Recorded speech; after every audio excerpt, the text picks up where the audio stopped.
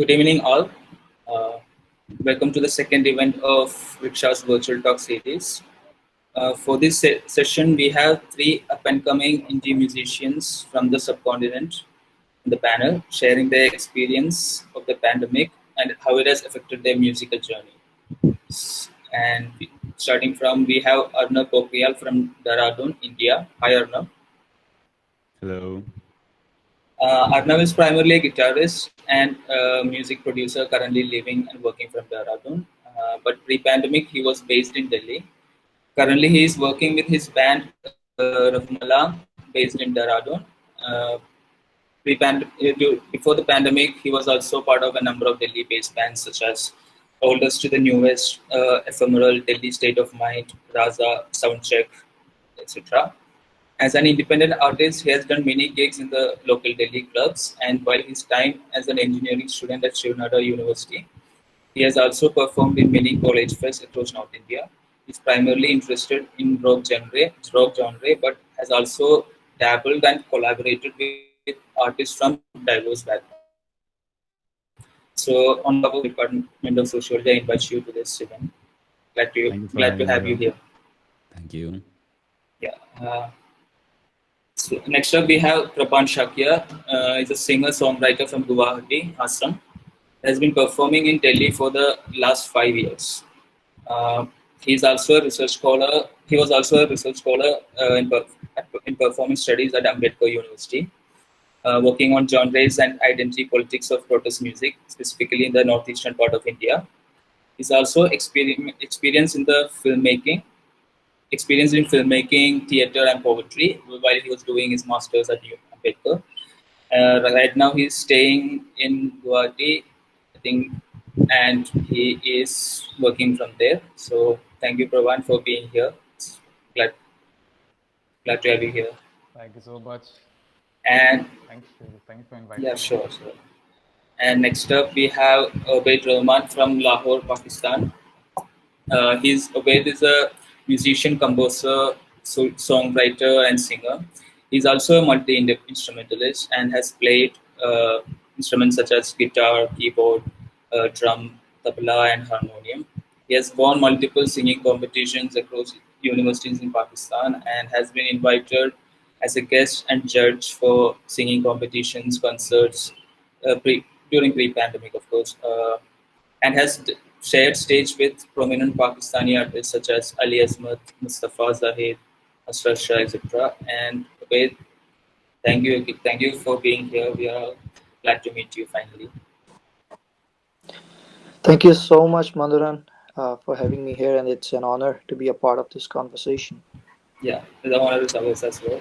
So we can start with questions from Mahua and I. Mahua can start with the question. Let's we can start with Prabhan. Like, Mahua, it's over to you.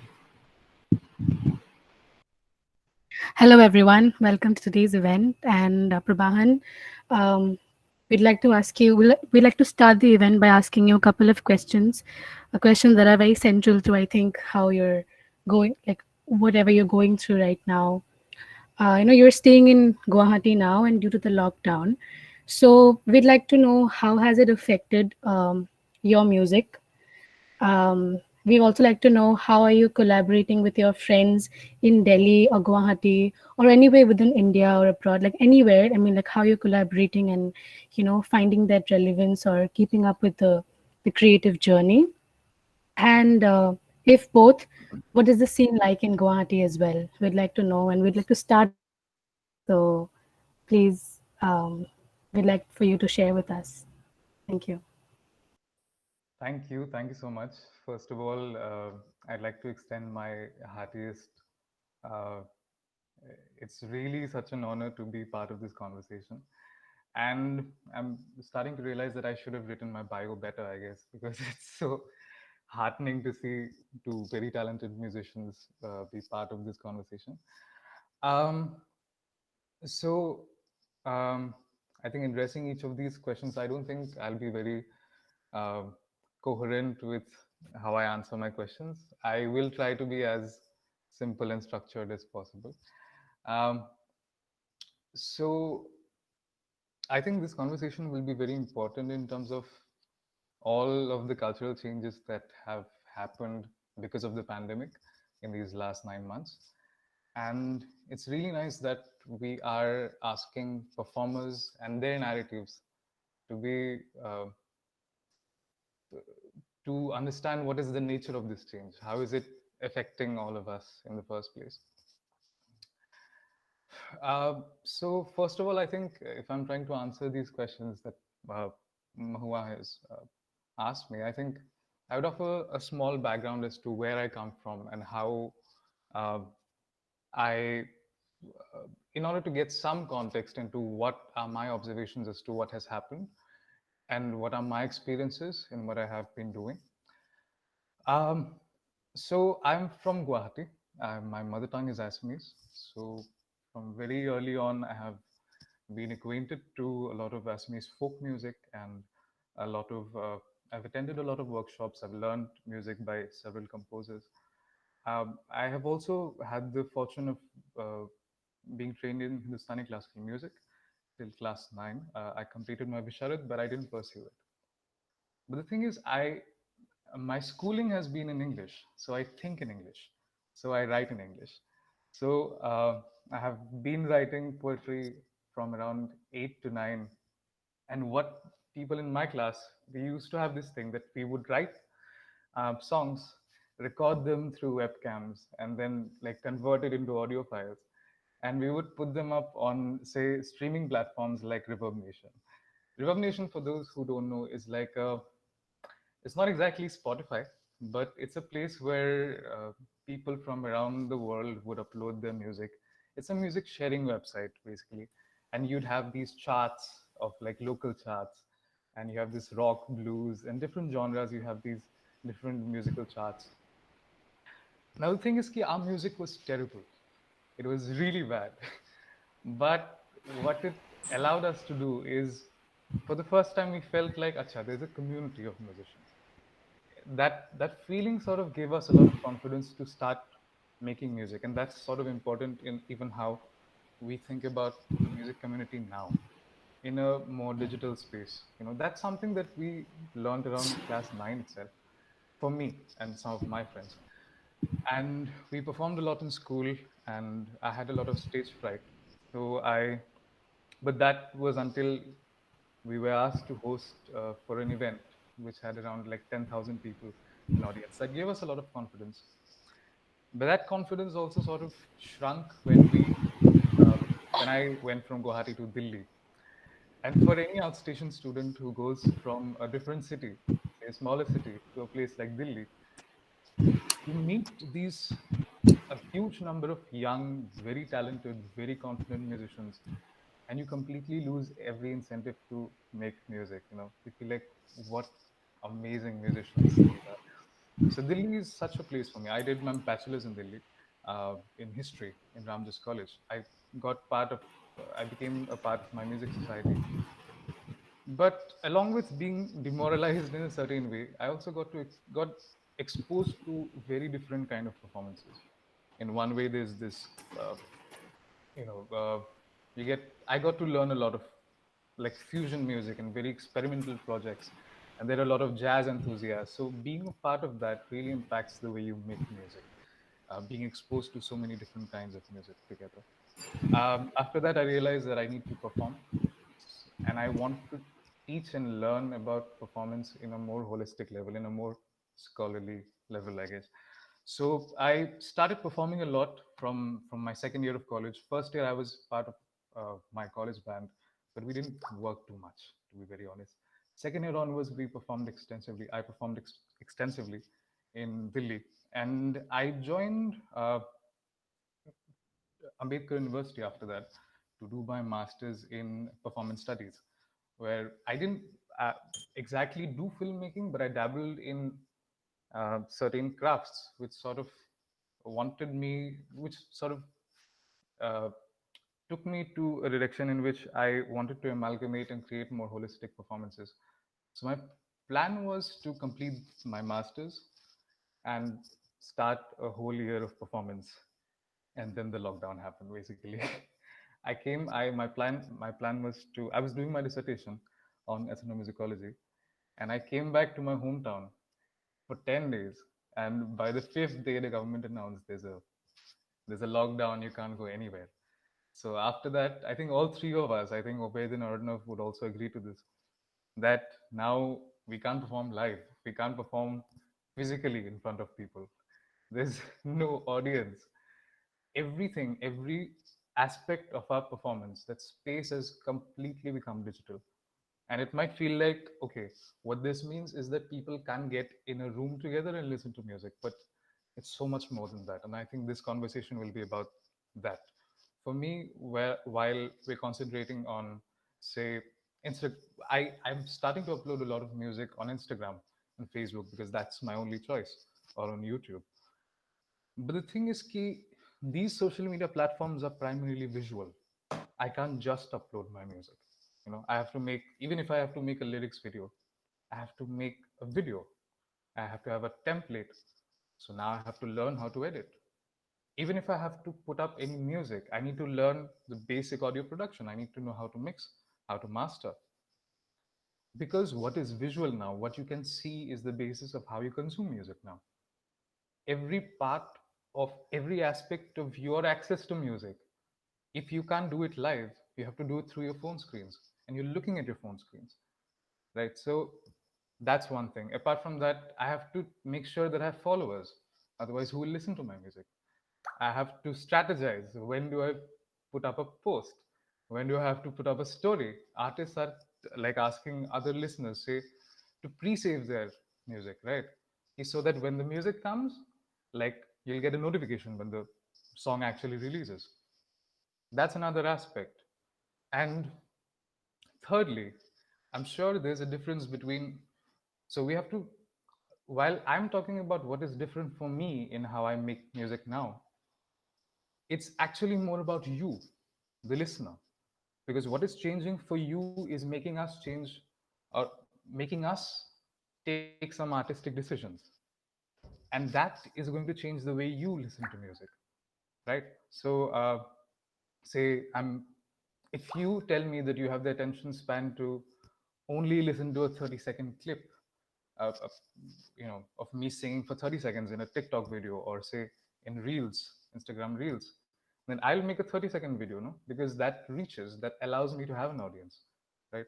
So it's a constant relationship between you, the listener, and me as an artist, and that will sort of decide what happens to music. And that's, I think, basically what the conversation will be about between the three of us. So, yeah, I think that's the basis of what I want. I think we'll sort of reveal more about this conversation as it progresses, I guess. So, yeah, I'm hoping to hear from the other musicians. Yeah, that was really, really well put, Prabhan. I really liked your inputs on that. Um, I think I would like to hear what Obed has to say about the same thing. He must have experienced it in his own way. I would really like to hear that. I would like to hear from you first because right now, if you guys can hear, Azan is going on, and Sure. I'll have to stay quiet for a while. Okay. Yeah, So, Yeah. okay. That's fine. We can just move on. We can move with Arnav. Yeah. okay. Yeah. I think Arnav. I would just like to continue from where Yeah, Prabhan yeah, was sure, sure. saying. Before that, I would just like to add a few things about myself. I'm from Dehradun. I used to stay in Delhi before this, and I think we all are a very similar kind of music. Our musicianship is very similar. That we are very localized.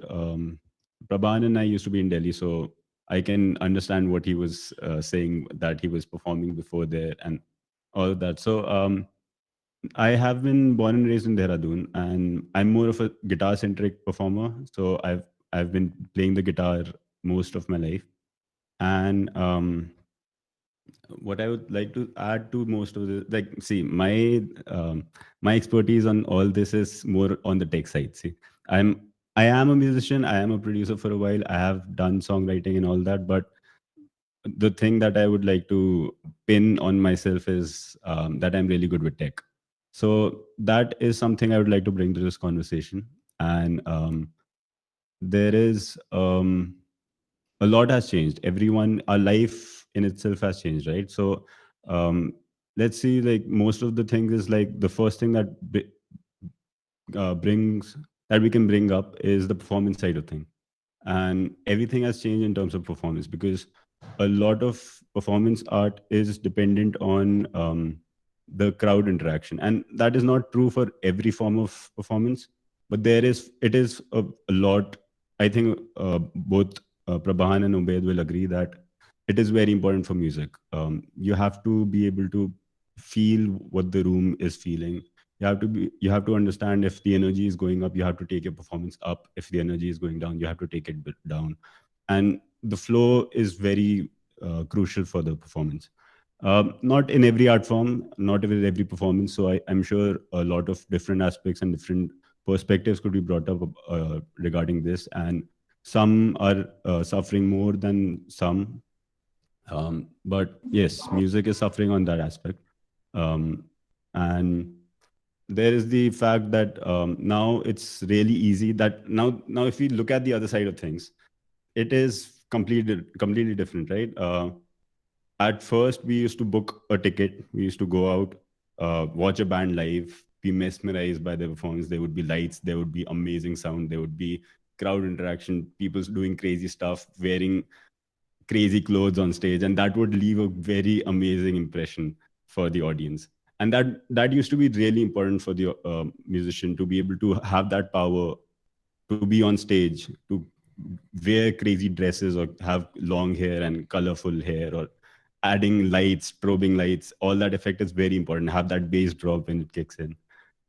Now it's a lot of things have moved on towards the audience. Now you have to trust that the audience has good speaker system, which is the first most important thing in my opinion. If not good speaker system, good headphones. And most of the audience member we know are very lazy. I myself as an audience, I'm very lazy. I sometimes just watch a few of my favorite artist bands directly on my phone speakers. So I get it, but at the same time, we expect as an artist, if like those are the things that are suffering as our art form, how it is perceived by the audience. So that control is being taken away, as well as the lights and the setting and the environment. All of that, I think, is pretty obvious. And one more thing I would like to add to that exact same thing is that it mattered a lot when the artist got off stage. Prabhan was telling me about this before, that we used to get off stage, talk to the audience member. That would be really very confrontational, very heartwarming, and very close, a very personal thing that would happen between audience member and a show performer. And at least in Delhi, this used to happen, and I'm sure it's different in every city. And in Dehradun, I know it's very different here. But yeah, that mattered a lot because me myself I have gone to a few performances where we used to go and talk to the band member, the singer, and maybe take a selfie with them, and that would put a lasting impression on our minds. And I still follow those bands to this day. So now the other side of things is what can be done. I think that this Prabhan and Obed and me as well have been thinking about this ever since the lockdown happened. Like what if now this is the thing we have to cope with and we have to change.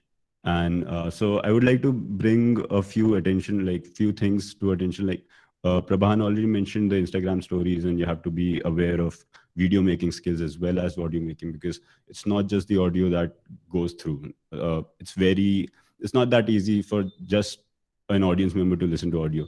Me myself as an audience member listen to audio maybe when I put my Spotify to shuffle or SoundCloud in shuffle. Apart from that, I can't even imagine any other platform that I know. And and I'm sure not everyone uses SoundCloud or Spotify. So there's that aspect as well. So looking at Instagram, TikTok, and Facebook, these are the biggest social media places in the world, right? I'm sure most of us are there already. So it's more visual centric, and sound has always been a supporter of visuals ever since it began, ever since visuals began. Movies, horror films wouldn't have survived without sound, right? So those are the things that we as musicians have to reconsider, where we can put our step foot forward and where we can't.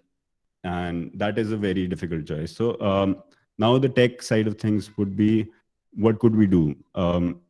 Prabhan, I know Prabhan listens to jazz. So jazz uses a lot of improvisation.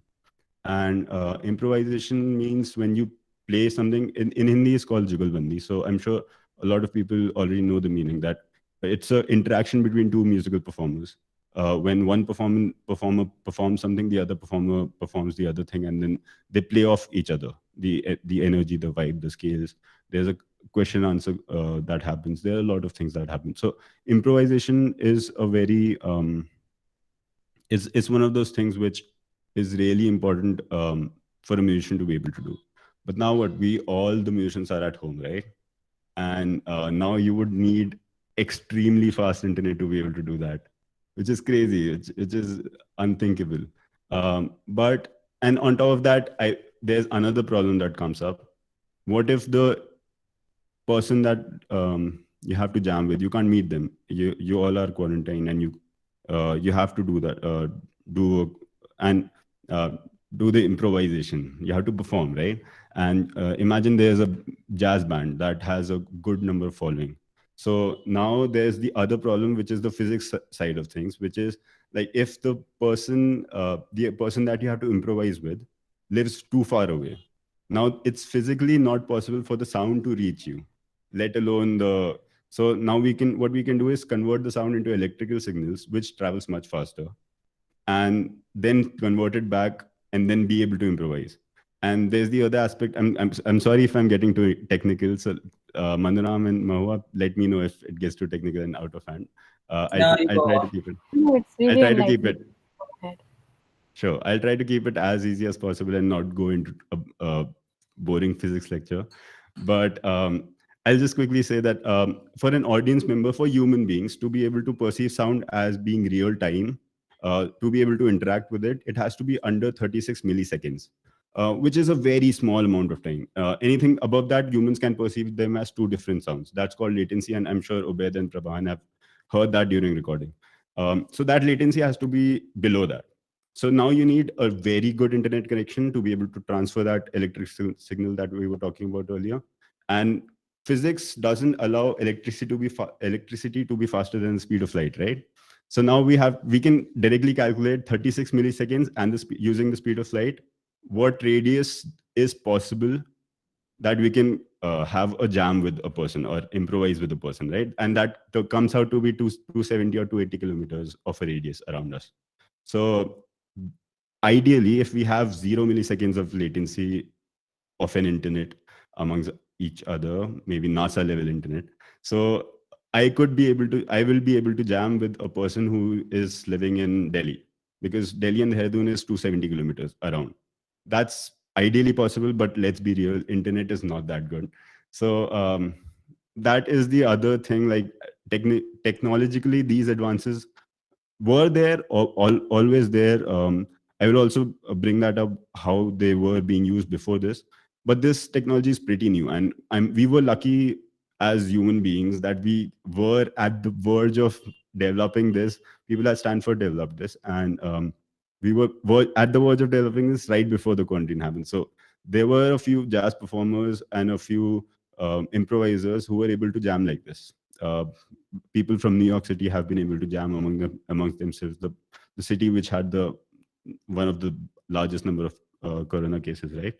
And people from, like, a lot of jazz musicians live in New York. That's why I was saying about that.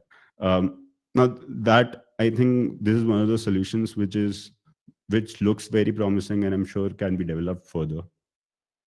But yeah, there is the I wish physics was on our side as well. So there is that aspect to that. Yes. Yeah. It's Anything else you also want to about ask, Manram?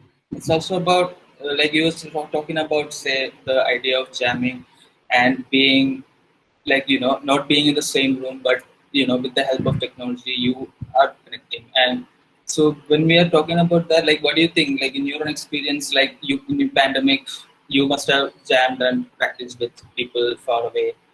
And so, Yeah. in your experience, like, how did it feel like to you, with different in comparison to how jamming used to be back Yeah, during see, pre-pandemic? obviously comparing it would be really difficult, and it's not fair to compare, right? But at the same time, I think this is like working musicians have this habit of being able to work with whatever the best they have. Not every vocalist is the best vocalist in the world. Not every guitarist can shred at 240 BPM. So you have to like make sure that you can still make really good music and use whatever resources that you have. And every artist, not just musical artist, knows how to be able to convert that. And so we are in the situation where we are presented with these small snippets of technology and maybe a few things that we can use for our benefit. The other aspect, I would say that one technology I told you about, that we could jam live and stream that, and a lot of musicians have already done that. The other aspect is you could record one part, send it to the other person, record, and uh, have them send it back over, which doesn't feel right. As a musician, I would say like it's not the best feeling in the world to be able to uh, jam with a pre-recorded thing, but we have to work with it, right?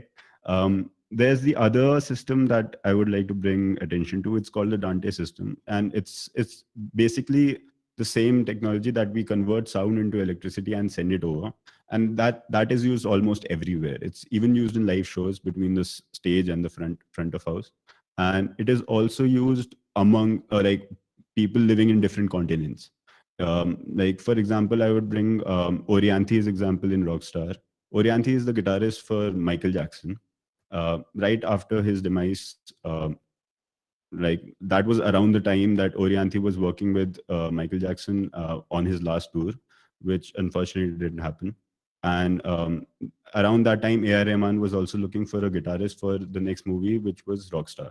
So Orianthi never stepped into India, and she was there in LA, and she was recording over there. And A.R. Rahman was here in Chennai, and he was recording over here, and he was just communicating with her through Skype. Actually, they actually mentioned Skype, and they were using Skype to communicate between themselves. And A.R. Rahman was giving her instructions. She was playing it over there, and everything was being recorded on A.R. Rahman's laptop, so or on his computer. This So was happening on time, right? yeah, This so this on was time. yeah, this was happening actually. Like she was playing while on the Skype call, and it was being recorded at that moment. So, but then again, physics doesn't allow us to be able to jam, but be able to record each other. So we can record each other, but then there will be a certain latency, and then A.R. Rahman had to wait for things to load up. And this was back in 2011, right? So it has been 8 years, 9 years since then. So a lot has changed. Fast gigabit internet has come. We have 5G on the corner. So things will be different, and they'll be much better. I mean, they were doing it that that thing back then, and now we can do it right now. So those technologies are with us. Like that was A.R. Rahman. Let's be honest. That guy is the superhero. He has a lot of tech with him, and not everyone is fortunate enough to have that, right? So, but now we have that technology in our own to be able to have enough processing power in our laptops and be able to do that, which is amazing because I have recorded a few of my friends who uh, stay in the other side of town, and they're just sending me the tracks while we are on the phone. So that's the other aspect apart from live jamming. That's the other thing that we can do without having to interact with each other, but still be able to record and make music. Thank you, Arnav. So before going to bed, I want to tell the audience that if you have any questions or queries, please put in the chat box, and at the end in the Q&A session, Mahu and I will take up the questions. So right now, with you have considerable experience in terms of concerts and stage performances. So in your experience, how and you are doing music work during pandemic, during the lockdown as well. So in your experience, what what is considerably different for you? Like what has really affected your music work, both in terms of performance or just jamming with fellow musicians? So compared to pandemic, pre-pandemic, what has really affected your music process? Like how will you put it? Oh, all right. So first of all, thank you so much for having me here, and hello everybody, whoever else is here.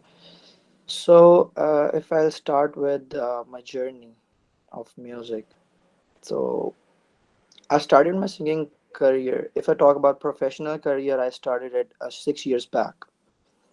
So, but I started singing when I was in the fourth grade. So at that time, there was a competition in our school, and my mother was a teacher there, and she asked me to perform. She asked me to participate in that, and I refused. She said, "You'll have to sing." I said, "No, I won't." And then she she went to my class teacher and she asked her that tell him to sing and tell him to participate, and I refused again. And then my class teacher slapped me so hard that she said, "You'll have to perform." So I said, "Yes, I will perform." And fortunately I performed. I participated in that competition. I was in fourth, and that was my first performance on the stage in front of almost 1,500 people. And I won the first prize. So that was the pitch, and that was the the ignition when I started the journey, and after that I never stopped. I never stopped. So that was something which made me realize that I have something inside me and I have to pursue it. So along with my education, I kept on doing music as well. So when I was in my intermediate, when I was in my 11th 12th, so I started that. I started doing music professionally. I started off with my with my elder brother. He's a singer too, and he's a very very good singer than me as well. So I started with him, and then we both kept on doing concerts together. Before doing recorded music, I started with concerts. So that was something very beneficial. When you have uh, uh, Arnav and the other guy, I forgot the name. I'm so sorry. So these guys, they would know that recording is not a piece of cake in studio, right? So that needs really a level of confidence to record over a mic in a studio. So performing in concerts, I was a bit shy to perform in front of the crowd, but now I'm not even 0% shy. So that made me realize that when I went to studio 2 years back, yeah, 2 years back I started recordings. Before that, 4 years I kept on doing live concerts. So for the past 2 years I've been doing recordings.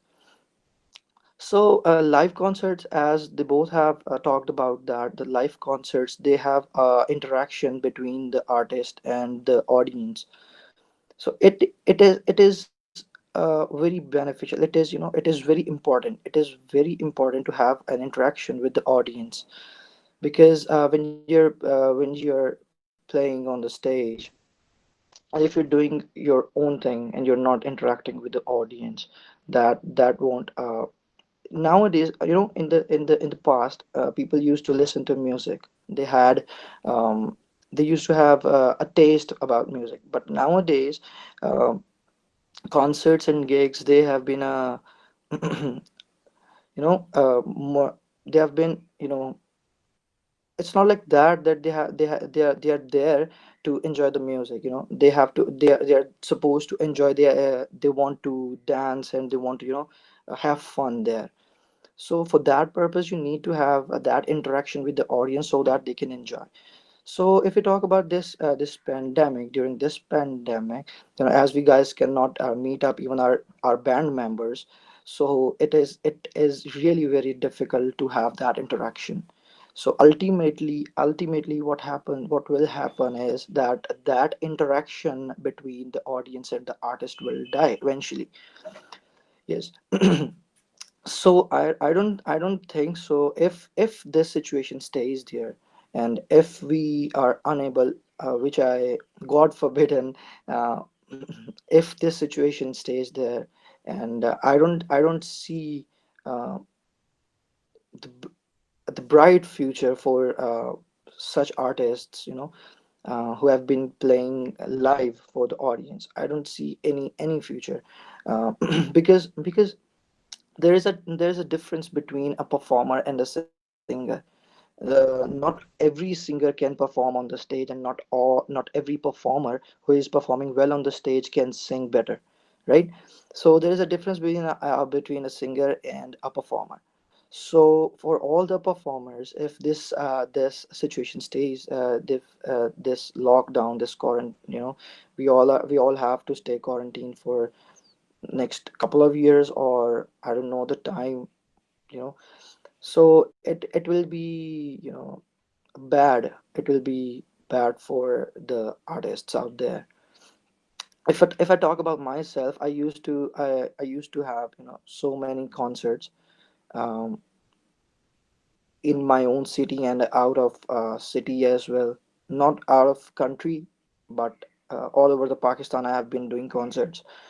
And now I'm sitting here in my house, in my room. So what I can do is I can just play my own guitar and make myself happy that, yeah, I can still sing.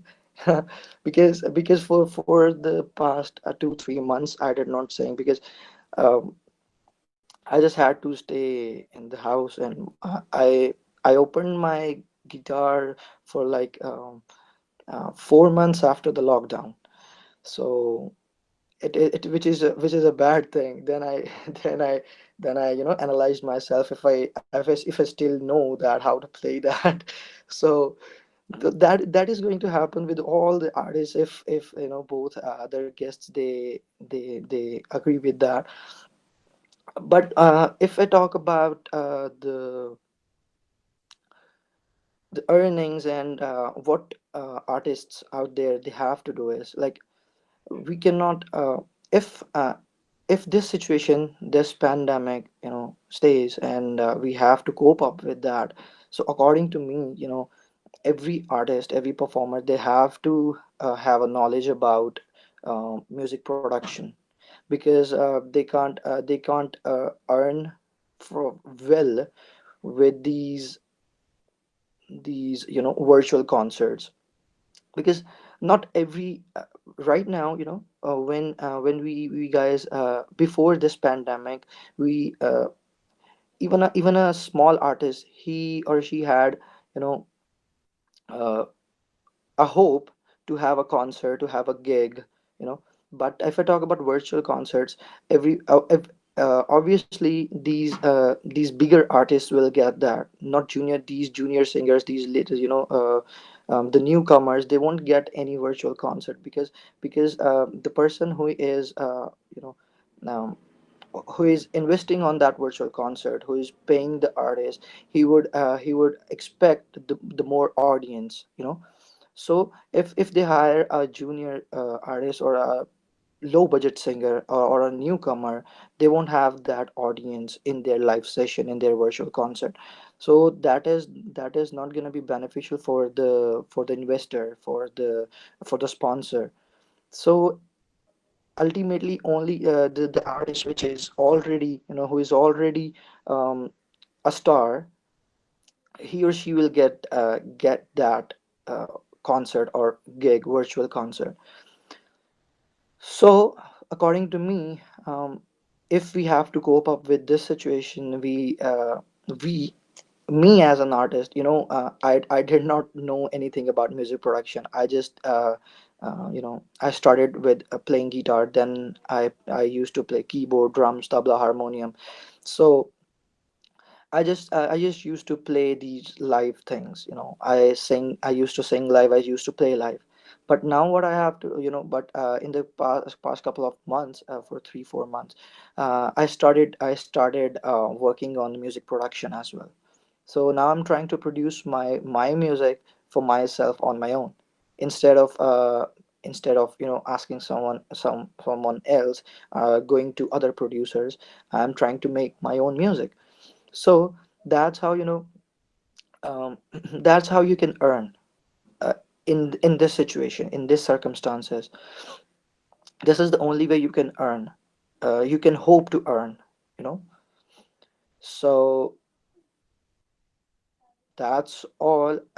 If I talk about Pakistan, so there are, our industry is not that high level, that we get concerts and gigs. uh, we do have live concerts and gigs here, but as Bollywood is doing their the best, the best music out there, so we don't have that sort of industry here, so that people here can do playback singing at a bigger level, or anything like that. So we have to do, we here we focus more on band thing and live music more, right? So as this pandemic is going on, and we have to stay at our homes, so you know especially the artists here in Pakistan, we if I talk about myself, I am very hopeless about this, because if this situation is here for the next years, for the next 3 4 years or whatever, so I don't see anything other than these virtual concerts. So for that I have to have, as Arnav talked about, that we have to, have good social media followers, good social media reach, so that our music reaches more people. So that is the main thing. So the artist who has just started his journey, he will simply get hopeless in this, and he will simply leave whatever he is doing, whatever he or she is doing. So ultimately their passion, their strength will die. So as an audience, what we have to, if I'm an audience, I am an audience as well. So being an audience, what I feel like that audience should do is respect every talent, give support every talent, give respect to every person who's doing anything. He sings, he writes, he composes, he produces, whatever he does. Do respect that, do appreciate that. That's how this passion will stay alive, and will be able to cope up with such circumstances. Yes, thank you, Abhay. I mean, what you said about musicians and their situation in pandemic, like it's one of those industries that has been really got affected by pandemic, and especially the idea, like music and its experience in the stage. So it's a nice thing that you said about how what audience can do, right? Because it's ultimately it's the audience, it's the music lovers that support you guys. So, Prabhan, like what you also mentioned about new kinds of music listening in, say, social media, Instagram. So, there are people here, I mean, all of us are using Facebook, Instagram to check out music, and it's not the same as going to a concert. And, a concert is an experience. You're going there for a particular reason. You're there to watch the show. And most concerts also introduce like new kind of artists. So according to you, like what do you think? Like if this pandemic is going to happen, obviously there's only going to be live sessions, virtual sessions in YouTube or whatever. So according to you, like what's the best way for an audience to support the artists, and like what do you when you're doing a live performance, what do you wish that the kind of interaction could become? So yeah, Arnav and Prabhan can answer both this question. First we'll go with you. Yeah, there are a lot of things that I wish that. Am I audible too? Am I audible to the people? Yeah. Yeah, you are. So many things. There's so many things I wish to respond to, and I think both of these accounts have been very, very helpful for me to, even start talking about uh, what we want to talk about. First of all, like Obed talked about the industry and the kind of performers who are performing for different, because there's no single strata of performers. There are divisions between, not just about which industry you're working in, but now we're recognizing that, even the place where the performer are from, what is their class identity. There's so many social divisions which are all part of what kind of privilege that, like, musicians have. I personally, like Obed, started, like, his journey towards audio production for the last 4 to 5 years. No, sorry, 4 to 5 months. Before that, he had a good experience of performing live. I share the same experience basically. I don't know anything. I didn't know anything about music production. I called up a friend saying, "Ki I have like 5,000, 6,000 rupees budget. Give me a good microphone. Give me a good interface and a good, like, how to create a setup." And he hung up the phone. he, I mean, that is the way below the minimum investment that you have to make in order to have the basics before you start recording and mixing and mastering, right? Now, the thing is, like Arnav also talked about things. He gave certain possible technological solutions to it. Uh, and the thing is, what we have to notice is that even if we have that, what that means is basically you'll be able to watch me sing and perform without lag. That's the success. That's it. We're not talking about what we're missing out in a live performance. We're saying, even if you're watching me in a screen, you'll watch me live, without the latency, without the lag, right? So I'm not saying that I'm pessimistic or optimistic about it. I'm just saying that that's what the reality is. Now, where do we go?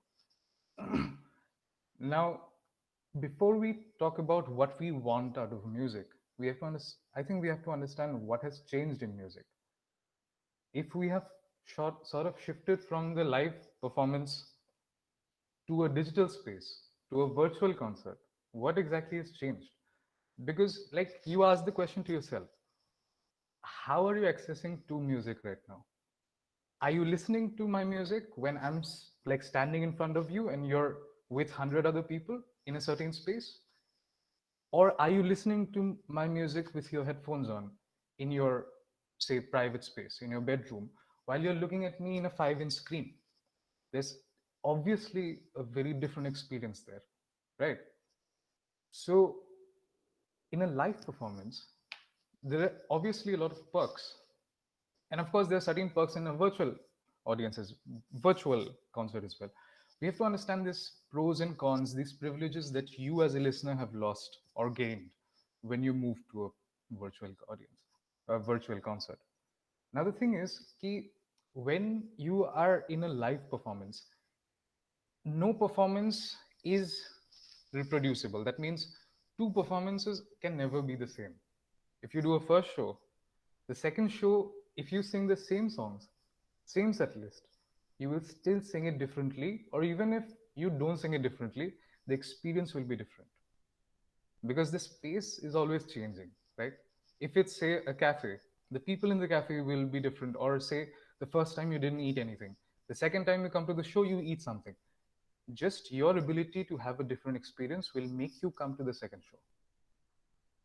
Now, the thing is, if I perform live, first of all of your screens are watching the same thing. And I'm in my bedroom, you're in your own private space, there's a screen in between. My bedroom will not offer you anything to look at. Look at look at what is happening right now, right? I'm in my private space, you're in your private spaces. What is it in this background which is actually keeping you from leaving the meeting right now, right? That's exactly what happens in a virtual gig. The ambience usually helps you to create an experience, to remember that experience, right? That's what a live performance is about. And secondly, For example, like this meeting is being recorded, right? All of you are looking at my image in the same exact way. I'm also looking at it the way you're looking at it, right? And it's being recorded. So there's no room for mistakes, right? So when I'm performing, I'm not just not seeing you as an audience, I'm not only not getting the support of an audience, I'm also being very conscious of what I'm saying, right? So my experience of performing is almost gone. Your experience of listening to it is almost gone because you're not in an ambience where you're watching in a screen, right? So, and lastly, and I won't stretch this very long, the physical interactions between the artist and an audience in a live stage where they're physically together, it's not just about the energy, it's also about income. For small artists, even if a small audience comes, say I'm performing for 2 hours, 1 hour, like I have talked about, right? Like if there's a break in between, that break is not just for resting. I'm going to talk to people who came to my show. I'm going to make personal connections, and those connections will make sure, if they like my music, that they come back again to listen to me for the second time, and they pay for that ticket. They might not, but there's a more possibility that they might come back to listen to it, or at least they might listen to me on Spotify. They'll make an effort. Keep this guy talk to me. The artist, he or she, made that effort. So that's what you pay for in a ticket. No, you don't just pay for listening to music. So just you could have stayed home and listened to the music through your earphones. You pay for the ambience. You pay for the other people who are there and the experience of being with other people. You pay for the fact that you're also visible. You pay for the space. You pay, and apart from that, you pay for the investment of the artist to come and entertain you. That's what one ticket means. Why would you come to watch a virtual gig if 90% of those things are not there? So that's my issue with a virtual gig. So yeah, over to you. Yeah, I completely agree with what the last few sentence can sum everything up, which was perfectly framed. I mean, that's like is the difference between ghar ka khana, the food you eat at home, and the food you eat at a restaurant, right? It could be the Exactly. same thing. You could be the master chef of India, but still, you have to Yeah, go to the restaurant and have it. Like that. yeah, That's the experience. Is what matters, yeah. and Perfect. that is completely gone. So it has like now it's been substituted by these different virtual concerts, which can't. Let's be practical right now. It's not there yet. We are not. We don't have. We can't expect every audience member to have the exact very good speakers with good sub basses and amazing stereo field and everything. So that's a big issue as an artist.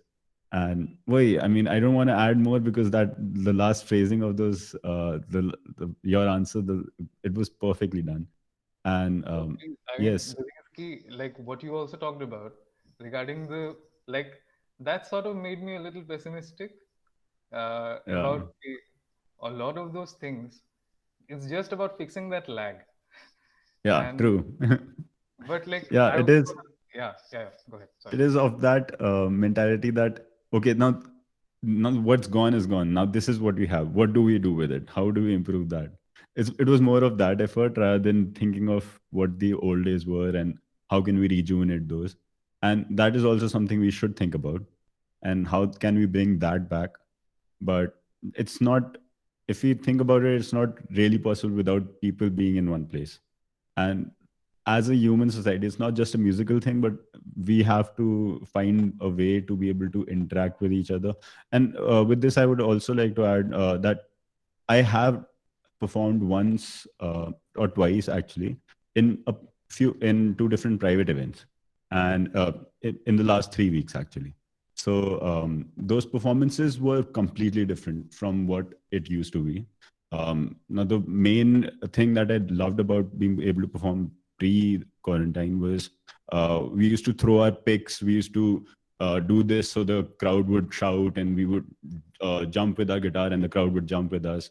Those were the loveliest moments for us in uh, as in our perspectives.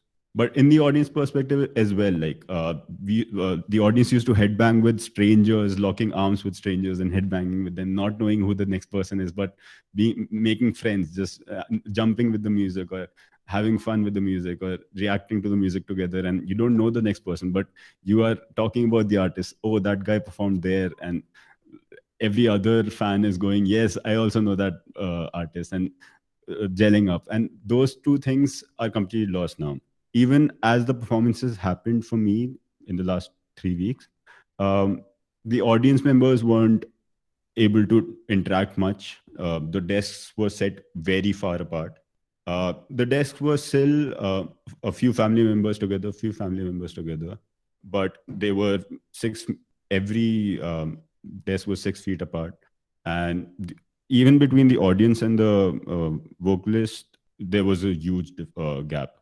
And now let's be honest, it's very impossible. It's impossible for a vocalist to sing and shout and not have his spit going all over the place, and not being a total nuisance for the quarantine measures that we are taking. So we had to take extra measures to for the singer to not jump and go ahead, which is very impossible for my specific singer in our band. It was impossible for him because he doesn't like singing with a mic stand. He always removes it, goes, sometimes even jumps down to the from the stage, comes back. Now that was something which was very special for our band, and that was completely lost. It's not something we hated, but we felt the loss for. And at the same time, we also realized that we were able to cope with the new changes, like the new alterations, that even with the band members, we had to stay a certain distance apart and make sure that we are not being a nuisance to the whole process, taking our instruments, setting them up, picking them up and taking them out of stage, and all of that. All the process was very, it felt very restrictive, but at the same time, we were getting used to it. We felt that we could get used to it.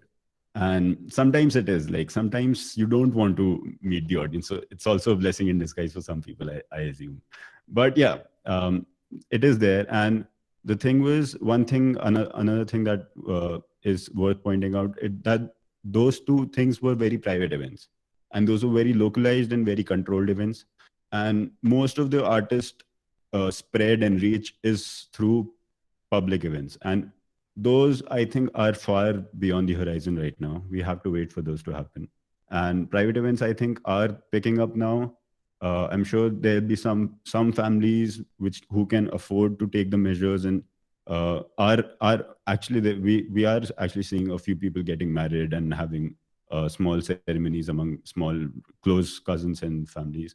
And we are seeing people starting to do and go and meet people and all that. But at the same time, it's not public yet, so we have to wait for that to happen. And till then, we can just hope that our previous connections that we have made as for private events that we were getting, we keep getting those and we keep surviving. The other thing we can use to survive ourselves is teaching, online learning. A lot of people are able to come to the internet now, come to Zoom calls.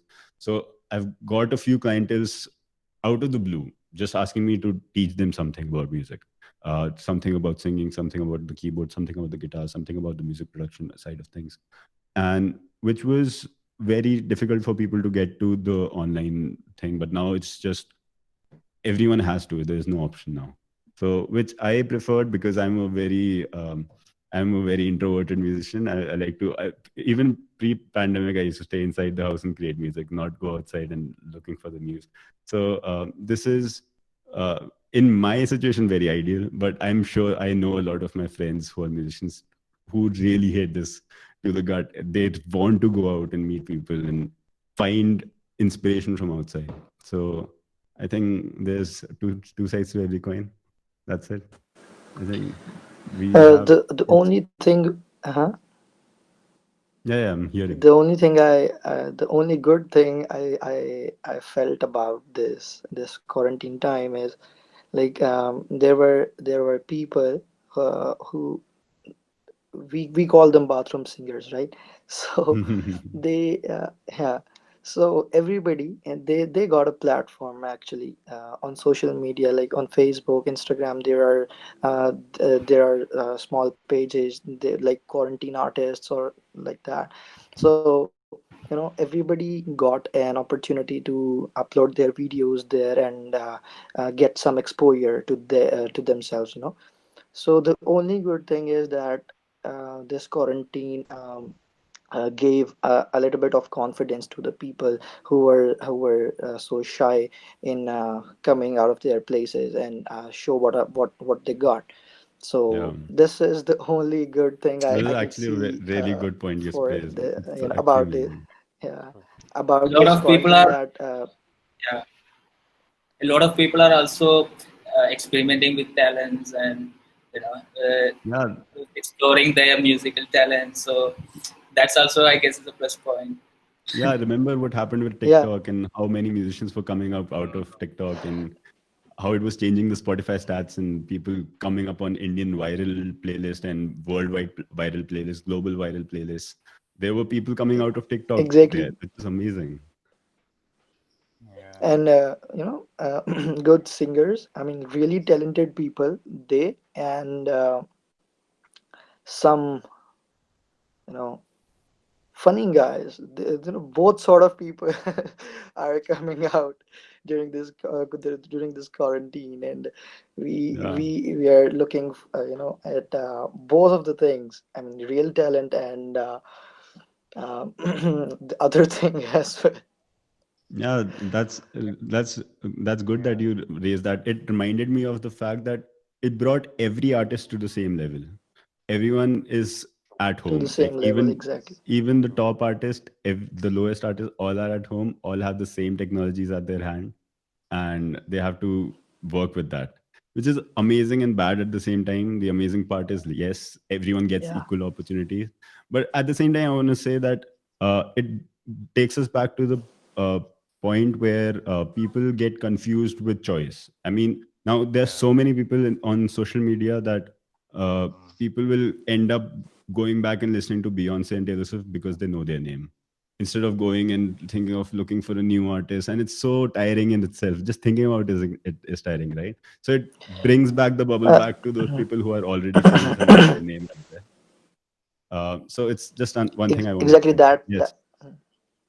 Yeah, that's what I mentioned earlier, that if we talk about these online concerts, these virtual concerts, only the singers who are already famous and who are already at a bigger place, only they would Yeah. get that virtual concert and they would get paid for that.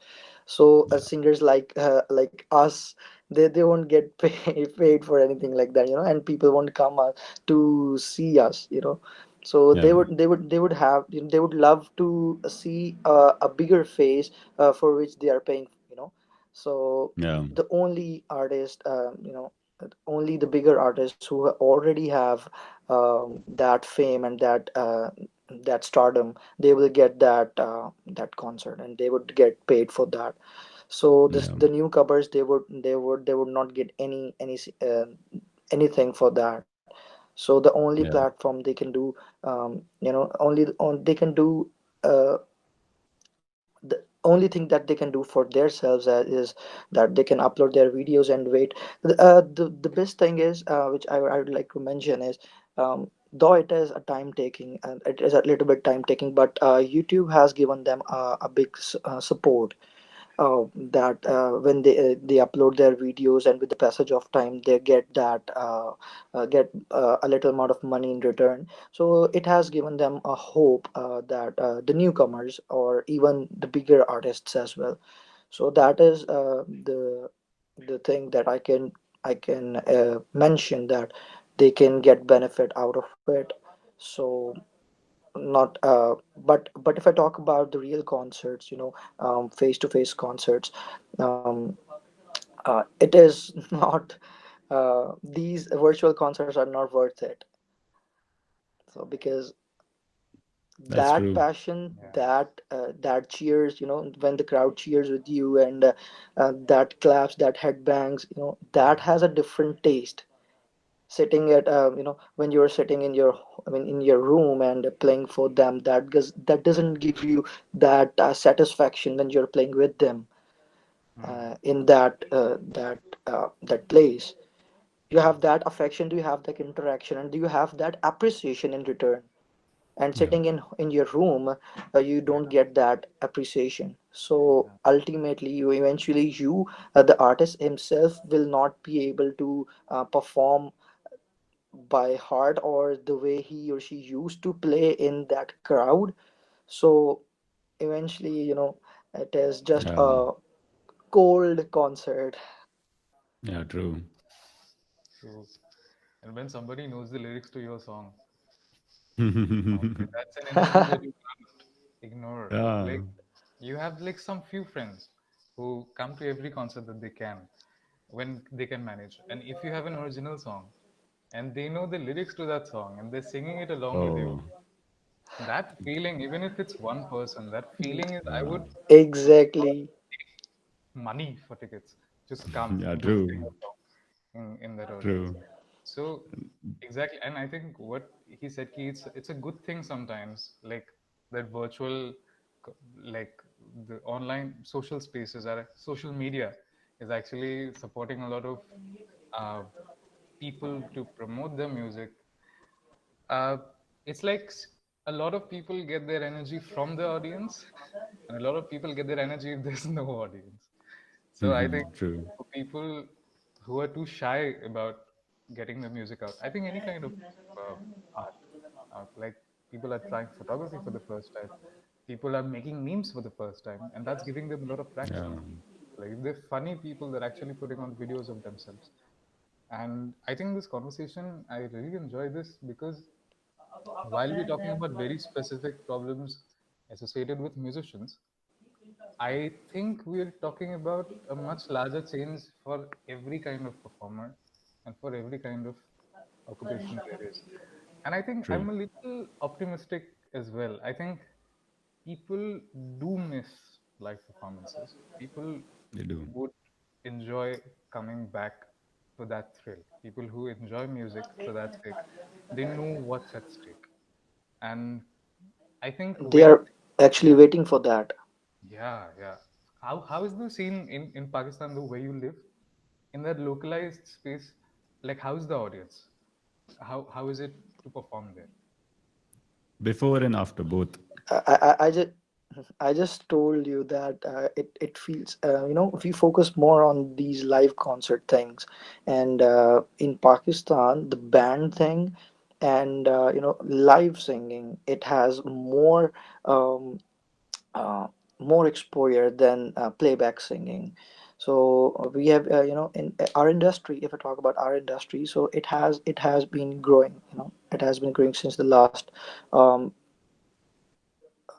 5 6 years, and it has been it is a good there is a good opportunity for playback singers as well. But before that, since the beginning, um, we focused more on the live singing and on concert things. So the crowd here, they really get mad whenever the band comes on the stage, and the singer comes on the stage, and even on the first when you start singing, when if I talk about myself, I start with the low chorus type thing, very melodious type thing with the keys and just a soft, which gives them a soft touch. And so I start with that, and then I build up the music and just go with the flow. So even when you start that singing, the crowd, it gets mad here. So, and if I talk about virtual concert, I have done a few virtual concerts as well, but it doesn't give that taste, that that charm, that cheer, that appreciation. So virtual concerts and live concerts, they have no match. Yeah, they're not a substitute So for each yeah. other. No means. No. So, So yeah, concerts as in they how they're virtual, and uh, I mean it's right, like the whole experience of it. But Mahua, you were planning to ask something, huh? About jamming. Yeah. I mean, yeah, of course, the experience of seeing artists live is really wonderful because we get to see artists in that zone, performing and improvising and having this rapport with other musicians. It's like a different language being spoken like on stage, and that's like wonderful to see it. And of course, I mean, for y'all to be at your most creative peak, I don't know if I'm right, but I think jamming is a very important part, right? Because that's when you get to know different perspectives and outputs. So given the pandemic, and now that y'all are evidently like away from all your friends, your fellow musicians, and also visiting each other's places are not that, I'd say, safe. So how do you all kind of negotiate with that? Because something has to um like replace that thing. Like if not replace, like what is this alternative given the pandemic? How do you all jam with your fellow musicians, the artists? I'd like to know that. I think I would like, yeah, Obed, why don't you start? Yeah, I'd like to know from No, y'all. you Okay, just start. because my experience is a little bit funny, so you Yeah, can you can start. No, sure. we'd like I'll to know start and from then I'll, all three of you. sure, So, sure. and I'll start yeah, and then I'll give it over to you, Obed. Okay. okay, Everyone's excited Okay, over. so so my experience is a little bit funny. I'm not saying Yeah. that this is the it suits on everyone else, but I'm talking about myself, my experience, that how we did jams. And firstly, the previously done jams, they were already, we already practiced on, we had a set list and 2 3 set lists, so we didn't have to work much on that. But if we talk about new jams, I'm not saying that we did jams, but how? My band, can you guys hear me? of course we Hello. Yeah, can. yeah, yeah. Okay, so um, me and my band members, basically, we guys live near. We guys live near to each other. So what we used to do is we guys when this when it was when this pandemic, when this this quarantine was on the peak, we used to jam on our roofs. And we everybody every one of them, they had their speakers. If my guitarist, he had his amplifier, and I had my own sound system with a single mic, and with a one acoustic channel. So we guys used to jam on our roofs.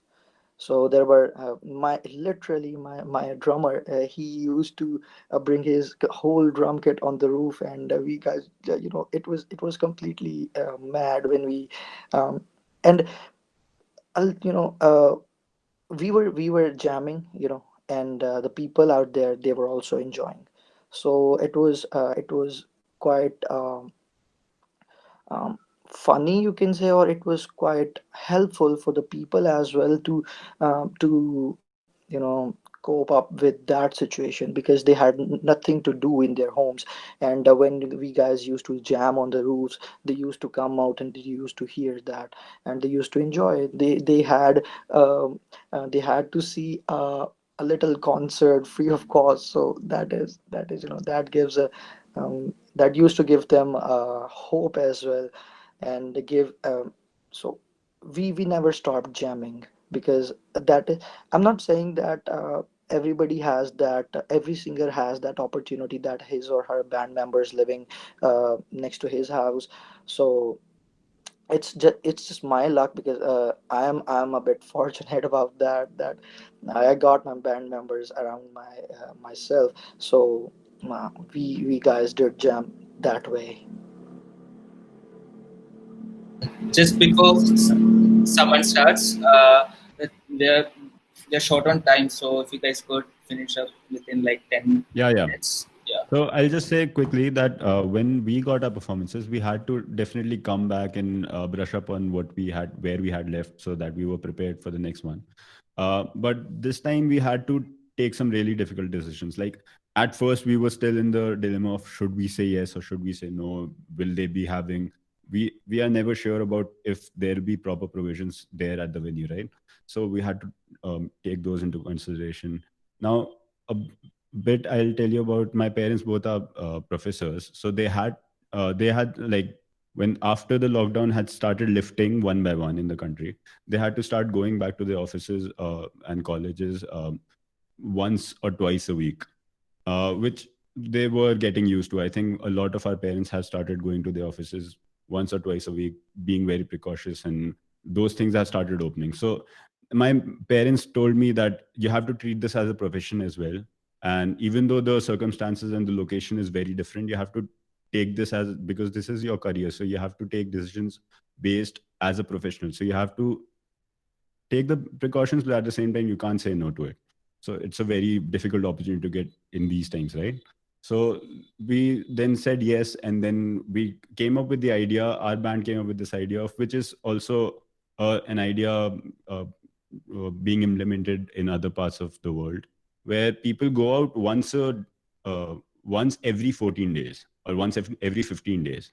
So they go out and then they come back to their place, quarantine themselves for the next 15 days, check if they have any symptoms, and that way they can ensure that if they are carrying the virus, they know they can inform everyone, and in that period of time they are checking themselves or putting themselves in quarantine. They can tell each other that they are fine and they can plan the next visit. So that's what our band did as well. So we met every second week, every Sunday, every alternative Sunday until the performance. That did significantly reduce the amount of practices we could have before the performance, but we were lucky that we were able to have 4 or 5. We knew about this 2.5 months before the performance, so that is something we had to consider. And I think, yeah, this is a profession for a lot of people, right? This is the sole profession for a lot of people, so they can't even say no to performance and jamming, and because they have to be good as well, and they have to practice, they have to go and perform. So that's the other aspect of thinking that we have to consider, that we have to do this, but at the same time being very precautious about it. And yeah, so I think this is something I want to put a light on, that this is something people, other musicians could do if they are being worried about the situation. It is worrisome. Prabhan, what about you? Well, I don't have that issue though. I'm a solo artist, so I left my band member, the only band member I have. I left him in Delhi. That's my guitar. I left him in like at a friend's place. I have this one extra guitar which is completely like it's the intonation is screwed. I play the open string, then I play the 12th fret, and they're different notes. It's just, so I have Yeah. to, yeah, those are the like difficulties. So I have to play. I don't play too much with this guitar, and I don't. I have to go very far to fix it. So yeah, that's. Otherwise, I don't have too many issues in terms of like bandmates. So, yeah. Yeah. So we got some interesting questions from the audience. Shall we move on to that? Yeah, we should. So one question that has been popped up a while is, we talked about your musical experience, and but when it comes to musical experience, it's also a very personal experience, right? It's also about your mental health, and it's also about what is your situation at that time. And pandemic has affected people, like people people mentally in a lot of ways. How is it, like, if you're staying in your home and you're playing with your music, how has this affected you? Like, how has this affected your music? How is, like, whatever going around you in your home, at your group, at your surroundings, how has it affected Yeah. your music in that way? Obed, you can go since you raised your hand. Obed, please go ahead. Acha. So if I talk about um my personal sharing, during this pandemic, I used to write more, you know. So I wrote more songs. I produced more songs. I composed more songs. So, and if I talk about that, how music helped people to cope up with this situation.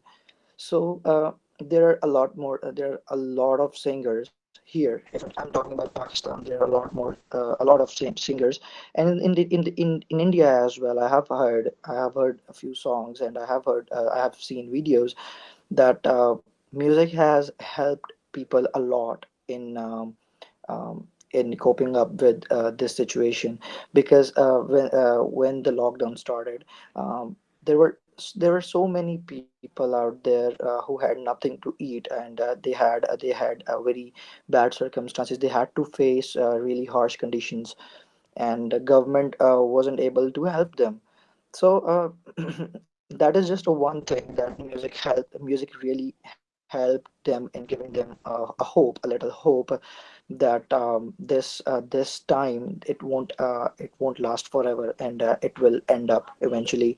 And there is a hope that everything will get better with the passage of time. The only thing we have to do is we have to stay confident. We have to take the precautionary measures. We have to stay together, basically. uh, because when in this lockdown, the affection, we are talking about just an artist and the audience. But if we talk about in real life, and America, in our relations, in with our families and brothers, sister, cousins, and everyone else, um, we have been facing a distance, right?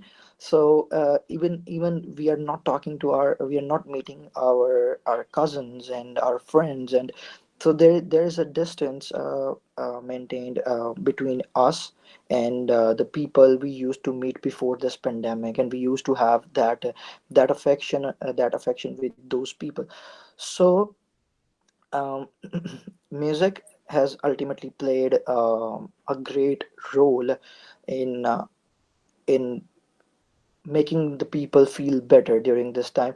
If I talk about myself, there is a song.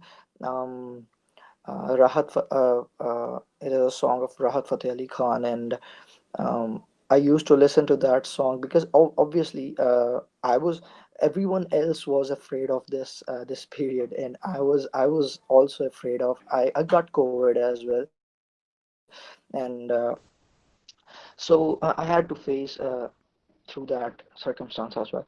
So in this period of time, I used to listen to that one song very much, So I would like to sing a few lines if you guys have no issues, because I can't express my feelings because what I felt at that time.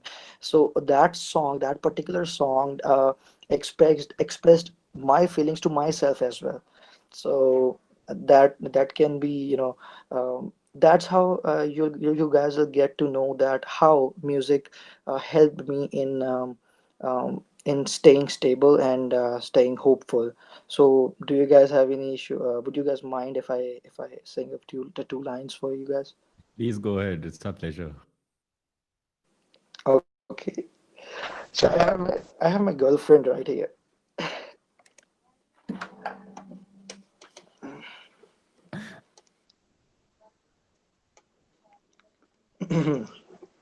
So it is a song of Rahat Fateh Ali Khan Saab, and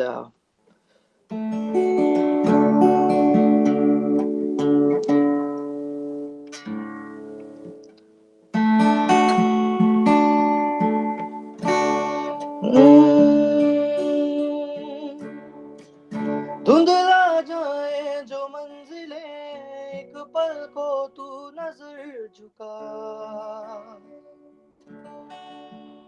झुक जाए sir जहां वही मिलता है रब का रास्ता, तेरी किस्मत तू बदल दे, रख हिम्मत बस चल दे, तेरे साथी तेरे कदमों के हैं निशान, तू न जाने आस पास है खुदा, तू न जाने आस पास है खुदा, तू न जाने आस पास है खुदा, तू न जाने आस पास है खुदा. So it gave me a hope that God is with me, and I don't have to be worried about this situation, this whole situation, because if God is with you, you can fight with everything. So That's that's how true. music gave hope to people. It really helped people during this pandemic to stay strong. Thank you, Obey. That was lovely. Yeah. Thank you so much.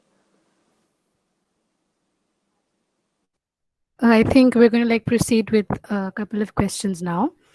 Um, we'd like to ask a question to Prabhahan. That's from our professor, Dr. Irfanullah Faruqi. He does that in the light of the remarks made by all of you. Uh, can we say that the pandemic, in a way, has provided us an opportunity to come up with a music of loss, a meditative engagement with something that was and would never be again the same way? To him, this is important because great music invariably leads to some kind of deep longing, and longing and loss correspond to each other. I mean, all of the three of you can also take it up. I just, because we have like, paucity of time, I was just going like taking rounds. So, yeah. Uh, I think it's a really, thank you so much for asking this. I think any moment of crisis provides an opportunity for a certain kind of expression, a very emotive, emotional expression. And music is a very, it provides a very fluid way in which you can express that feeling of crisis, that feeling of disenchantment, of loss. So it's something that is not particularly specific to the COVID period, but the the narrative. So if we take music or a song as a vessel, so all three of us who are here have written songs. When we write songs, we take a certain narrative. We can use that narrative to talk about something very specific to us in our private lives. We could use that narrative to expose or to archive a certain moment in time, like, say, protest music across the world at any point of time. You take any piece of protest music, it sort of keeps, sort of archives a certain experience of that time. It archives that time in some way or the other. There are a lot of songs uh, which sort of have been written in the context of the kind of loss and the kind of disconnectivity that we have had. Because even in a period of loss, we have seen protests happen since like 2019 in an unimaginable way across the country. Say in 1968, like the entire globe saw a series of protests everywhere from US to Pakistan. Songs were written back then.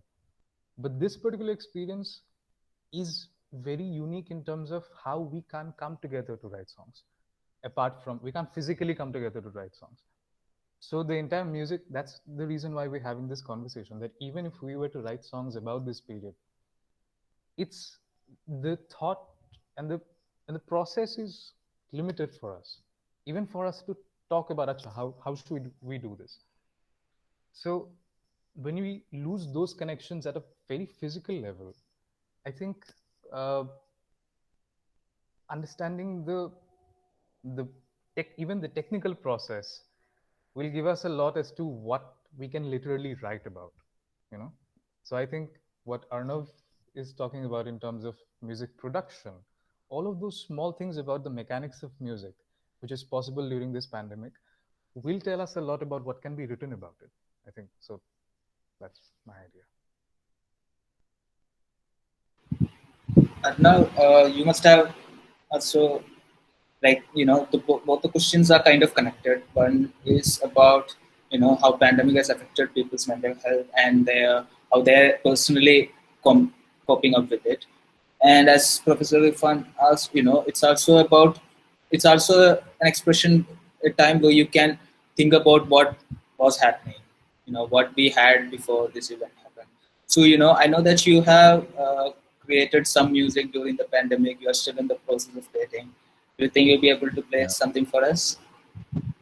Yeah. Um, yeah, I'm sure Or I can play something that I've recorded yeah, yeah, already.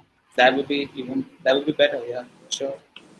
Oh, nice. But give me a few minutes. Till then, I'll just keep talking and tell you about how it has changed. Like, obviously, the Yeah, medium, what Prabhan was saying, that the medium does alter what we feel about things and uh, how music creation is involved in our medium. Like my personal medium is through the laptop and then going into the instruments, not the other way around. Since earlier on it was different for me. I used to pick up the instrument first, and then I used to pick up the go to the laptop and then start recording. That would be very different. But I was some of the lucky few people who got into this pre-pandemic and had been working on this for the past couple of years. And This is something I would say is my um, sorry, I'm also importing my track so that I can play it for you side by side. Yeah, sorry. So I was saying that yes, the medium matters a lot, and the medium is going to change and it's going to evolve, and it's going to change our perspective of how humans interact. It has already done that. Like as human beings, we are interacting through the screen, right?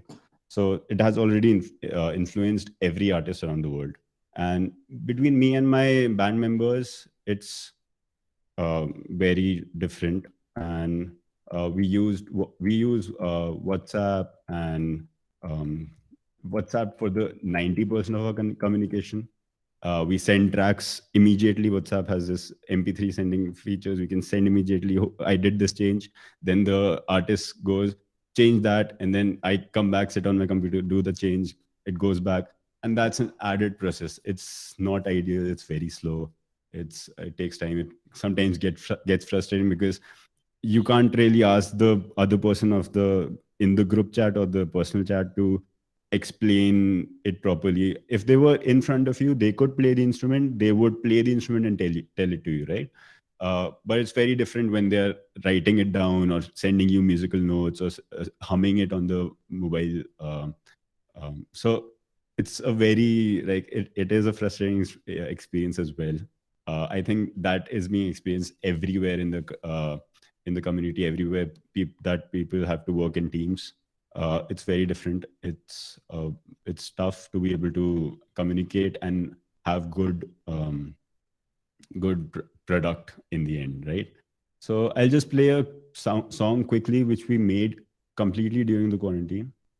And it's a song which was released under my friend's name, Ishan Gupta. And yeah, he lives in Delhi. I was also in Delhi for the first 2 months. Has it started playing though? No, we No. can't hear. Uh, Okay. See, I was saying that I'm the technical one and I can't be the technical. It should play now.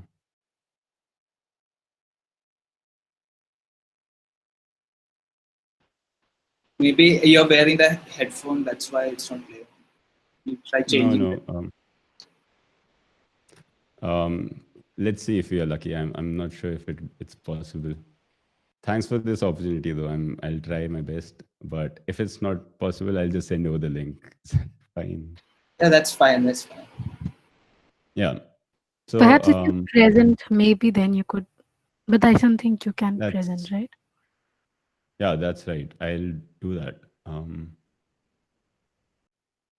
Is why do I It's working now, sleep? right? I've known all my dreams, even the nightmares. I've seen it all, please. Let me just pass. Things never last anyway. it's not all bad. Um, I think it's better if I just send you the link. Otherwise, the song is for 4.5 minutes. We would just be staring at each other. But I think, yeah, the vocalist and I worked on the song. It was really tough for us to get used to the fact that we won't be able to see each other, and we had to do some changes It was so with good, the by song. the way. Thank you so much. Thank you. Yeah, it was amazing. We just wished we could Yeah, have more hours and we could have just gone on and on. sure. Same. So yeah, I think this is a very universal thing with every profession right now, right? That is there any other part to the question that you were about to ask?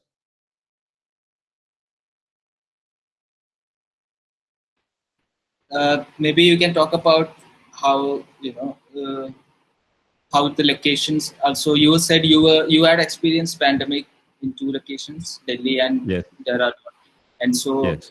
how has that also affected your band, in personally your music production? Yeah, so Yeah, the like song that I just played, that I started when we were still in Delhi. My singer and I met during January and February about this song, but it was still in the demo phase, so we weren't actually producing it then. But we were still writing, and he was still thinking in his head how the melody should be and everything. Uh, During March, we pumped up the production, and immediately this happened. So we weren't planning for that, and then there was one more song which was on the way that we couldn't record for a very long time, and now it's finally recorded. It's about to be released. So this is the song just before that, which we worked completely during that time. I had to make a lot of decisions myself, send it to him hoping that he would like them, then it would come back. And I think everyone understands who has worked as a team with their team members during this pandemic through video chat or video call or just phone call.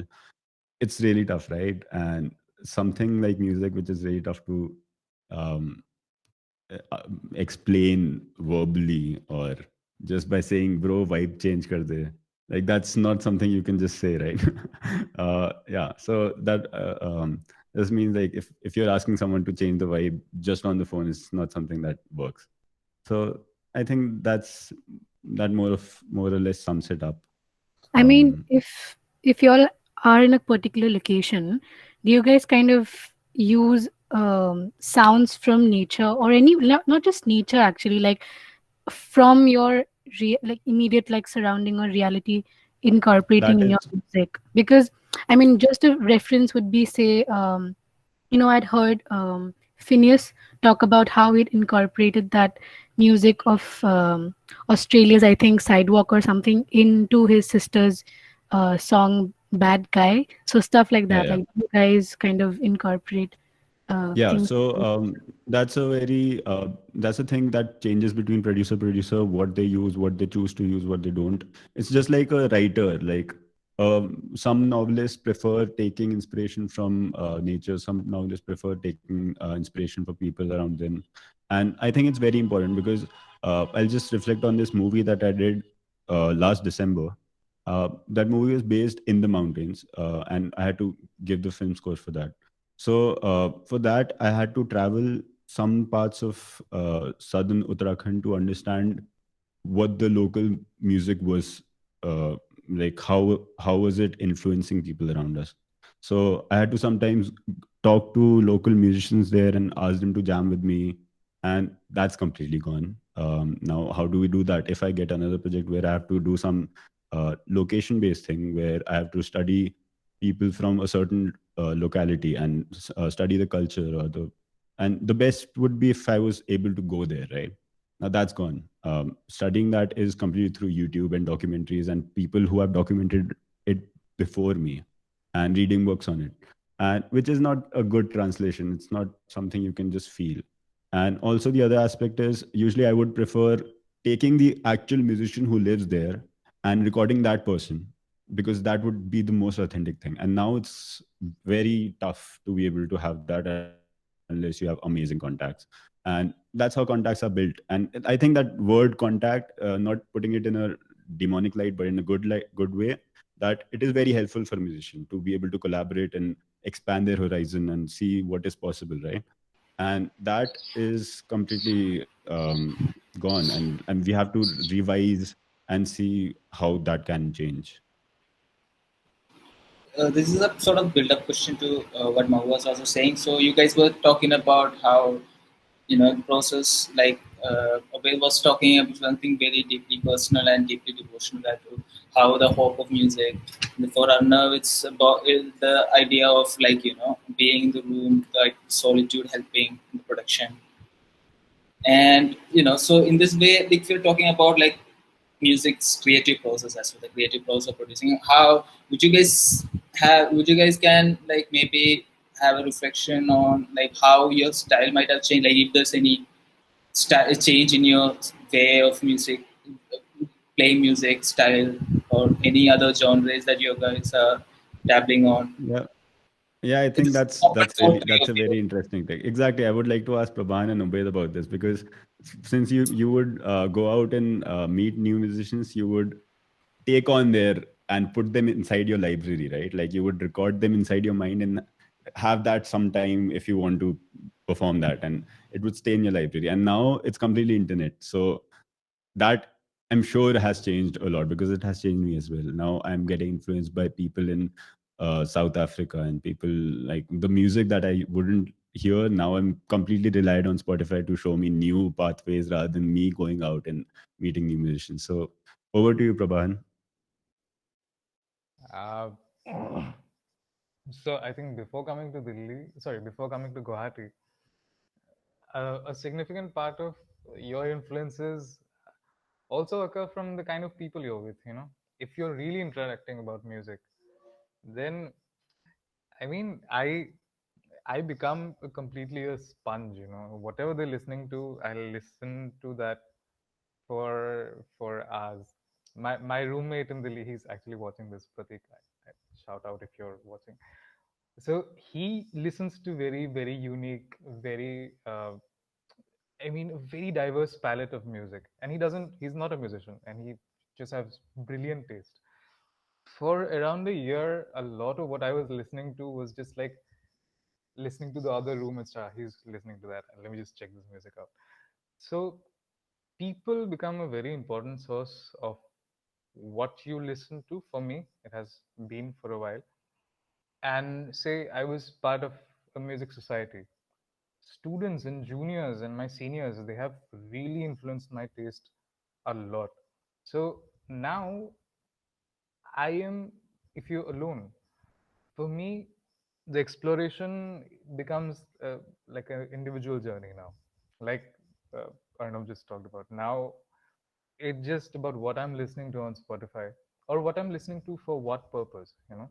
If I'm for some part I'm learning or reading about music theory, then there's a different like syllabus that I have to cover, just so that I can make sense of things. If I'm starting to learn about music production, and then my perspective of how I look at music, how I visualize things, like immediately when you listen to something, the way it's panned comes probably first to me, how instruments are placed. Your priorities of how you listen to music changes when you try to learn new things. And I think this pandemic has been a very creative uh, like period for, like Ubaid was talking about. He wrote a lot. For me, I tried to learn a lot of things, and every time I learned something new, I looked at music differently. So that's my answer. Sorry, I wasn't very specific as to what I wanted to say, but yeah. Yeah, that's fine. Abed, over to you. What do you think? How has your music style changed or been modified by the pandemic experience? Or even if it's not, how has you maintained it? Um, if I talk about my personal experience, so pandemic was a time when everybody has faced, some harsh circumstances. So my taste was never metal or rock. It was never like that. I used to play soft music, like kind of semi-classical. So during this pandemic, it became more deep. Obviously, I felt more and I wrote more, and I, sung more. So ultimately, this pandemic situation, and like I told you guys that I caught the virus inside me. So so I have that experience, and I have that pain, and I could feel that. So that's why, my taste became more deep and more soulful. So as I was never I do listen to all sort of music. I listen to jazz, I listen to rock, I listen to pop. I listen to everything because music has no language or no, I do listen to all sort of languages as well. So it doesn't matter what sort of music, what genre of music, or what language you're listening to music in, and uh, it's just music, you know. It's the only thing which is music. So if but my genre is kind of semi-classical, and it became more deep and more soulful during this pandemic, because you know the story. So yeah, that's it. Okay, thank you, Obed. We'll just take one last question, and that is directed to, I think, Prabhan, because I think Aryaman is our friend, is our classmate, and he's asked this question to you. After, actually, I think he follows you on Instagram or something. So he's asked that, given that artists now have to rely on social media channels for promotion of their content, the idea of being relevant and all, is going viral extremely important to you? And he's actually asked you to reflect on this, given that you've very recently put up a video about the cat jamming to the 11 polka thing. So, and there were a lot of, I think even I follow you, so I also know that a lot of people were very like enchanted by this thing, and they were all, reposting your thing. So if you could reflect on that. First of all, thank you so much for following my account on Instagram. Um, well, it's my first. It's a, for people who are not getting the context. It's a real video that I thought of creating around. I've probably uploaded it around a week back. Uh, so the so the thing is, I really wanted to make a real video. But in the context of what Aryaman is asking, uh, and the problem with being viral is that you don't get to decide your audience.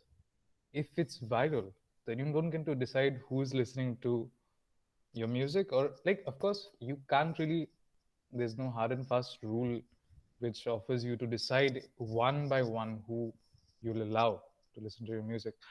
The thing is, key, if somewhere your art just becomes dissolved in the masses once you allow it to be viral.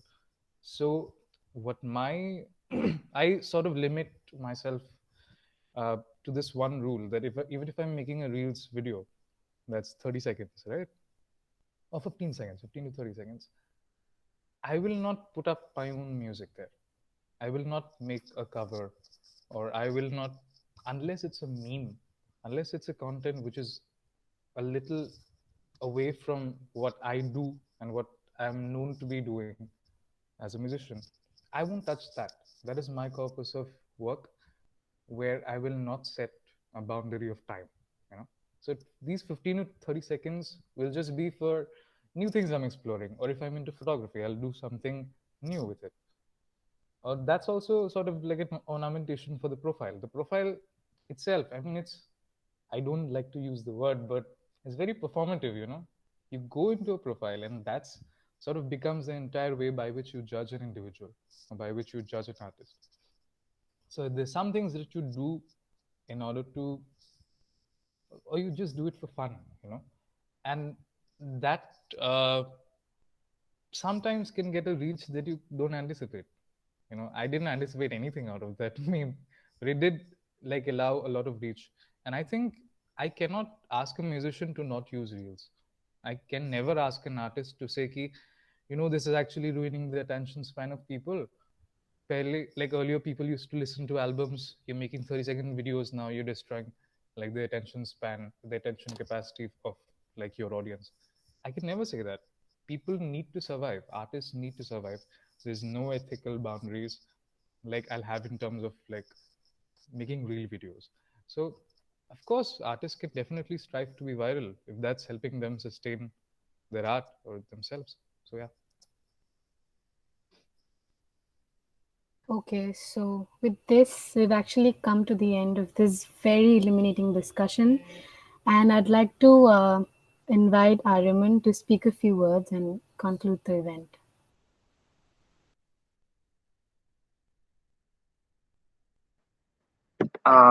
This has been a very stimulating discussion, and I believe we have had many takeaways from the conversation that we have been having. Prabhahan, staying true to his performance studies scholarship, I suppose, has reflected on the dynamics of what performance meant pre pandemic and how that has changed post pandemic. There is a way in which the pandemic has transformed the space which was shared by the artist and the audience, and the physicality of being in the ambience and to participate alongside the artist has been transformed. Arnav has spoken about the physics of a virtual performance, alongside reflecting on how his own personal and cultural life as an artist has been changed, and how that has had an effect on the performances that he's had on the virtual medium. There's a way in which the virtual medium draws one in and transforms what it means to be producing music during this time, and I suppose all of that has changed. Ober has reflected very crucially on the role of the musician, on what has been the mental health challenges and his own personal challenges, while dealing with COVID, and how music has helped him to sail through the difficulty of this period. Alongside this, we've had some very interesting questions from the audience, and we've understood how this period has been transformatory, not only because of the fact that there has been a music of loss and longing to understand humanity in different and better ways, but also the fact that it has somewhere, the digital medium has been an equalizer to many. Everybody has been brought to the same platform, while at the same time, there has been differences which have remained. But what has been vital is that there has been a way in which musicians have been able to contribute and artists have been able to contribute um, to and connect with their audiences in newer ways and create music in newer forms. And I suppose this is the essence of our talk. On behalf of Riksha, I'd like to thank all of you, the speakers, Arnav, Prahan, and Obed, and the audience for being a wonderful and receptive audience. With that being said, this brings us to the end of our event, Lockdown Beats. Hope you had a lovely evening. Um, thank you. Thank you. Thank you so Thank you Thank so much. you, much guys. for Thank having you us. for It's a coming. pleasure. Thank you. Thank you, Thank you Arnav. so Like, much, guys, for having me here, and it's a pleasure to be a part of this conversation. And namaste from Pakistan. Thank you, Thank you so guys. It was much. It was nice very meeting you good, as very well, good. Obed. Meeting you, Ved. Have okay. fun. Bye. Bye. And stay Thank you safe, so much guys. for Stay seeing us safe. around. You You too. too. Stay safe. You too. Stay Bye. safe, Papan, Arnav. Okay. Bye. Bye. Bye.